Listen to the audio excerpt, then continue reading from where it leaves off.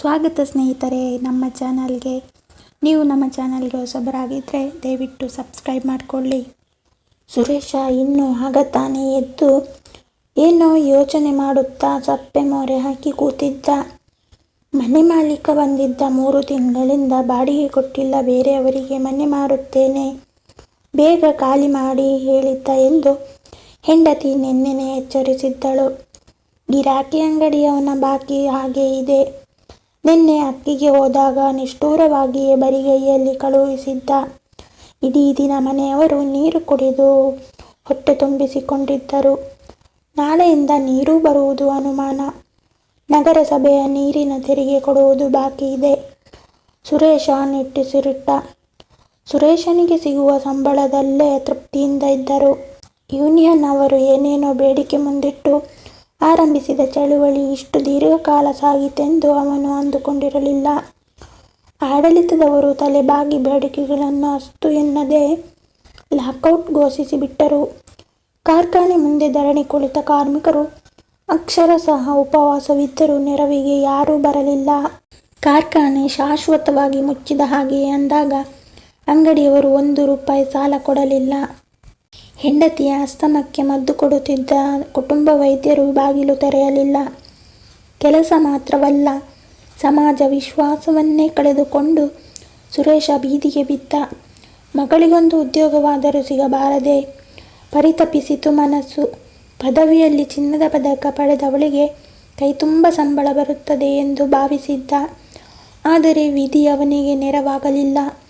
ಎಷ್ಟೋ ಸಂದರ್ಶನಗಳಿಗೆ ಹೋದರೂ ಆಯ್ಕೆಯಾಗಲಿಲ್ಲ. ಅದಕ್ಕಿಂತ ದೊಡ್ಡ ಸಮಸ್ಯೆ ಎಂದರೆ ಸಂದರ್ಶನಕ್ಕೆ ಕರೆ ಬಂದಾಗ ಧರಿಸಲು ಅವಳಲ್ಲಿ ಒಂದು ಸೀರೆ ಬಿಟ್ಟರೆ ಬೇರೆ ಇಲ್ಲ. ಮನೆಯಲ್ಲಿ ಉಡುವ ಸೀರೆಗಳಿಗೆ ತೇಪೆ ಹಾಕಿ ಹೇಗೋ ಸರಿಪಡಿಸಿಕೊಳ್ಳುತ್ತಾ ಇದ್ದಳು. ಈ ಸೀರೆ ಧರಿಸಲಾಗದಷ್ಟು ಹಳೆಯದಾಗಿದೆ. ಹೇಗಪ್ಪ ಸಂದರ್ಶನಕ್ಕೆ ಹೋಗಲಿ? ಮಗಳ ಈ ಪ್ರಶ್ನೆಗೆ ಸುರೇಶನಲ್ಲಿ ಉತ್ತರ ಇಲ್ಲ. ಹಸಿವಿನ ಪ್ರಶ್ನೆ ಆತ ಮರೆತಿದ್ದಾನೆ. ಬೀದಿಯಲ್ಲಿ ಅಮ್ಮ ತಾಯಿ ಎಂದು ಕೂಗುತ್ತಾ ಬೇಡಲು ಪ್ರಯತ್ನಿಸಲಿಲ್ಲ ಎನ್ನುವುದು ಬಿಟ್ಟರೆ ಎಲ್ಲಿ ಸಾಧ್ಯವೋ ಅಲ್ಲೆಲ್ಲ ಕೈ ಚಾಚಿ ಯಾಚಿಸಿದ್ದಾನೆ. ಆದರೆ ಯಾರೂ ಅವನ ಮೇಲೆ ಅನುಕಂಪ ತೋರಿ ಸಹಾಯ ಮಾಡಲು ಮುಂದಾಗಲಿಲ್ಲ. ನಿಮ್ಮ ಗೆಳೆಯ ಕೃಷ್ಣನ ಬಳಿಗೆ ಹೋಗಬಾರದೆ ಎಂದು ಹೇಳಿದಳು ಹೆಂಡತಿ. ಯಾವ ಕೃಷ್ಣ? ತಲೆ ತುರಿಸಿದ ಸುರೇಶ. ಯಾರ ಬಗ್ಗೆ ಹೇಳುತ್ತಿ? ಅವಳೆಡೆಗೆ ನೋಡಿದ. ಹಳೆಯ ಪತ್ರಿಕೆ ತುಂಡೊಂದನ್ನು ತಂದು ಹೆಂಡತಿ ನೋಡಿ, ನಿಮ್ಮ ದೋಸ್ತಿ ಅನ್ನುತ್ತಿದ್ದೀರಲ್ಲ ಕೃಷ್ಣ, ಈಗ ಹೆಸರಾಂತ ರಾಜಕಾರಣಿ. ಅವನ ಹೆಸರಲ್ಲಿ ಸಾಕಷ್ಟು ಕಾರ್ಖಾನೆಗಳಿವೆಯಂತೆ, ಬಸ್ಸುಗಳಿವೆಯಂತೆ, ಮಹಾದಾನಿ, ದಯಾಳು ಅಂತ ಬರೆದಿದ್ದಾರೆ ಎಂದು ಪತ್ರಿಕೆ ತುಂಡನ್ನು ತೋರಿಸಿದಳು. ಪತ್ರಿಕೆಯಲ್ಲಿ ಪ್ರಕಟವಾದ ಭಾವಚಿತ್ರ ನೋಡಿ ಗುರುತು ಹಿಡಿದ ಸುರೇಶನ ಮುಖ ಅರಳಿತು. ಹೌದು, ಅದೇ ಕೃಷ್ಣ. ತನ್ನ ಹಾಗೆ ತಾಯಿ ತಂದೆಗಳಿಲ್ಲದ ತಬ್ಬಲಿ.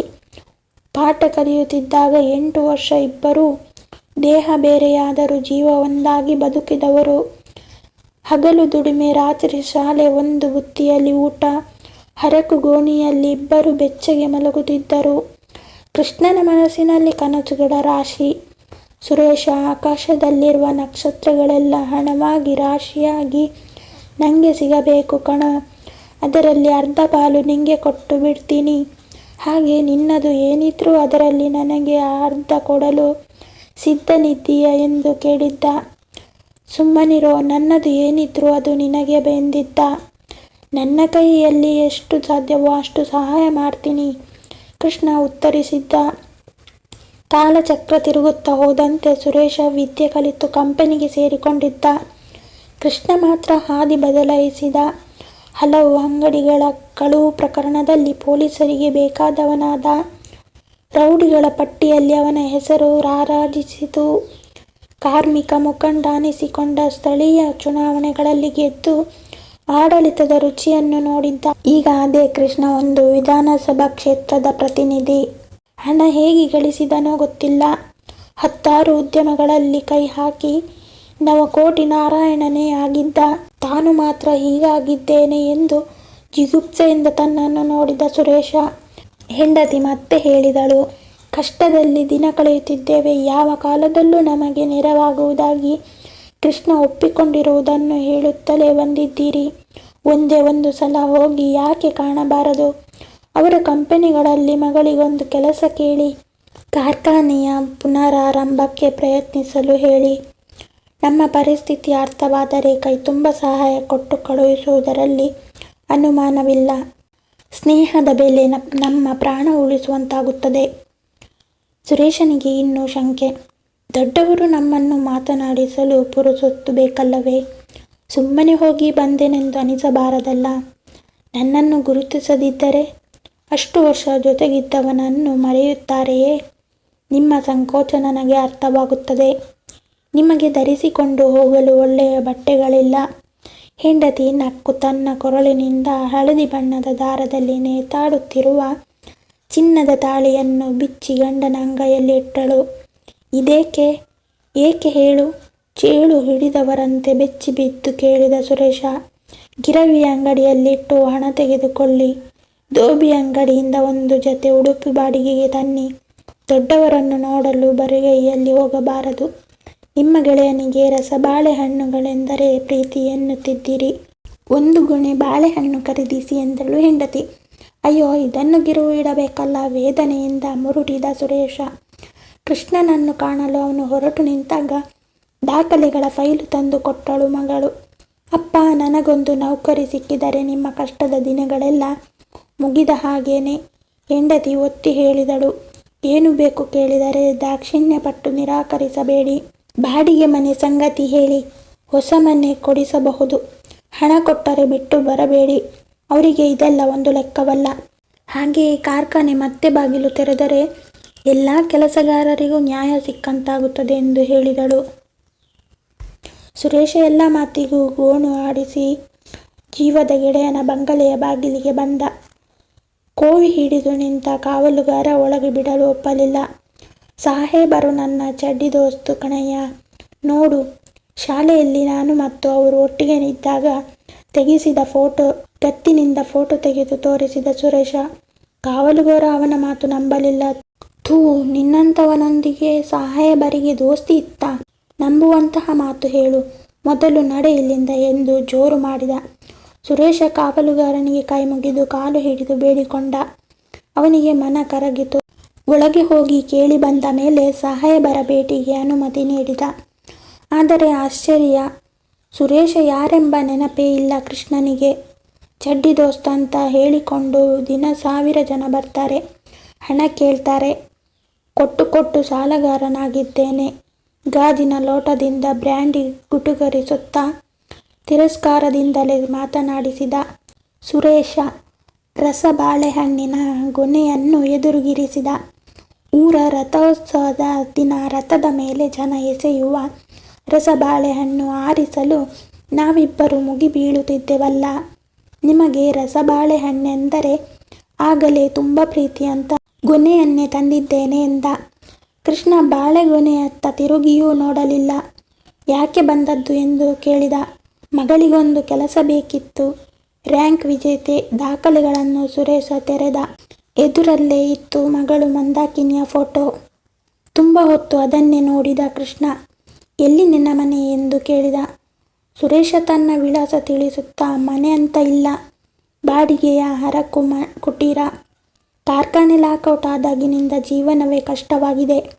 ಸಾಲವೂ ಆಗಿದೆ. ಒಂದೊಂದಾಗಿ ಕಷ್ಟ ಹೇಳಿದ ಸುರೇಶ. ಭಾರತ ದೇಶಕ್ಕೆ ಸಾಲವಿದೆ. ನವಜಾತ ಶಿಶುವಿನ ತಲೆಯ ಮೇಲೂ ಅದರ ಭಾರವಿದೆ. ವ್ಯಂಗ್ಯವಾಗಿ ಹೇಳಿದ ಕೃಷ್ಣ ಎದ್ದು ನಿಂತ. ಸುರೇಶನಿಗೆ ಅದು ಹೊರಡಲು ಸೂಚನೆ. ಯಾವ ಆಶ್ವಾಸನೆಯನ್ನು ಪಡೆಯದೆ ಕೃಷ್ಣನ ಬಂಗಲೆಯಿಂದ ಹೊರಬಂದ ಸುರೇಶ. ಕೃಷ್ಣ ಕುಳಿತಿದ್ದ ಆಧುನಿಕ ಕಾರು ಸುಯಿ ಎಂದು ಹೊರಗೆ ಬಂದಿತು. ಸುರೇಶನನ್ನು ದಾಟಿಕೊಂಡು ಮುಂದೆ ಹೋಯಿತು. ಹಸಿವಿನಿಂದ ನಿತ್ರಾಣಗೊಂಡ ಸುರೇಶನಿಗೆ ಒಂದು ಹೆಜ್ಜೆ ಮುಂದಿಡಲು ಶಕ್ತಿ ಇರಲಿಲ್ಲ. ಕಿಸೆ ಖಾಲಿಯಾಗಿತ್ತು. ಕಾಲೆಳೆದುಕೊಂಡು ಮುಂದೆ ಹೊರಟ. ಮನೆಗೆ ತಲುಪಿದಾಗ ಮುಸ್ಸಂಜೆ ಹೊತ್ತು. ಅಂಗಳದಲ್ಲಿ ಕಾರೊಂದು ಬಂದು ನಿಂತ ಗುರುತುಗಳಿದ್ದವು. ಯಾರು ಬಂದಿದ್ದರೂ ಕಾರಿನ ಗುರುತಿದೆ ಎಂದು ಕೇಳಿದ. ಅದೇ ನಿಮ್ಮ ಪ್ರಾಣ ಸ್ನೇಹಿತ ಕೃಷ್ಣ. ಸುರೇಶನ ಹೆಂಡತಿ ರೋಷದಿಂದ ಹೇಳಿದಳು. ಹೌದೇ, ಕೃಷ್ಣ ಬಂದಿದ್ದಾನೆ. ಏನು ಕೊಟ್ಟು ಹೋದ? ಸುರೇಶನ ಮುಖ ಅರಳಿತು. ಕೊಡುವುದೇ? ಒಳಗೆ ಹೋಗಿ ನೋಡಿ ಗೊತ್ತಾಗುತ್ತದೆ. ಹೇಳಿದಳು ಹೆಂಡತಿ. ಸುರೇಶ ಒಳಗೆ ಹೋದ. ಹರಕು ಚಾಪೆಯಲ್ಲಿ ಮುದುಡಿ ಮಲಗಿದ್ದಳು ಮಗಳು. ಅವಳು ಧರಿಸಿದ್ದ ಸೀರೆ ಇನ್ನಷ್ಟು ಚಿಂದಿಯಾಗಿರುವಂತೆ. ಆಕೆ ಏಕೋ ಜರ್ಜಿಟ್ಟಳಾಗಿದ್ದವಳ ಹಾಗೆ ಕಾಣಿಸಿತು ಸುರೇಶನಿಗೆ. ಮಗಳೇ ಎಂದು ಕರೆದ. ಮಗಳು ಎದ್ದು ಕೂರಲು ಪ್ರಯತ್ನಿಸಿ ಸೋತಳು. ಕೈಗಳಿಂದ ಮುಖ ಮುಚ್ಚಿಕೊಂಡು ಬಿಕ್ಕಿ ಬಿಕ್ಕಿ ಅತ್ತಳು. ಯಾಕೆ? ಕೃಷ್ಣ ಏನು ಹೇಳಿದ? ಕೆಲಸಕ್ಕೆ ಬಾ ಅಂದನಾ? ಕೇಳಿದ ಸುರೇಶ. ನೀವು ಅವನನ್ನು ಇಲ್ಲಿಗೆ ಕಳುಹಿಸಿದಿರಂತಲ್ಲ. ಒಳಗೆ ಬಂದವನೇ ಮಂದಕ್ಕಿಯನ್ನು ಅಪ್ಪಿಕೊಂಡು ಬೇಡ ಬೇಡ ಅಂದರು. ಅವಳ ಜೀವನವನ್ನೇ ಹಾಳು ಮಾಡಿಬಿಟ್ಟ. ನಾನು ತಡೆದರೆ ನಿನ್ನ ಗಂಡನೇ ನನ್ನ ಕಳುಹಿಸಿದ್ದಾನೆ. ಸುಮ್ಮನಿರು ಅಂತ ನನ್ನನ್ನು ಹೊರಗೆ ತಬ್ಬಿದ. ಹೋಗುವಾಗ ಇದನ್ನು ಕೊಟ್ಟು ಹೋದ. ಧೂಳಿನಲ್ಲಿ ಹಾರಾಡುತ್ತಿದ್ದ 4-6 ನೋಟುಗಳನ್ನು ತೋರಿಸಿದಳು. ಹೆಂಡತಿ ಸುರೇಶನ ಕಾಲರ್ ಪಟ್ಟಿ ಹಿಡಿದು ಕೇಳಿದಳು.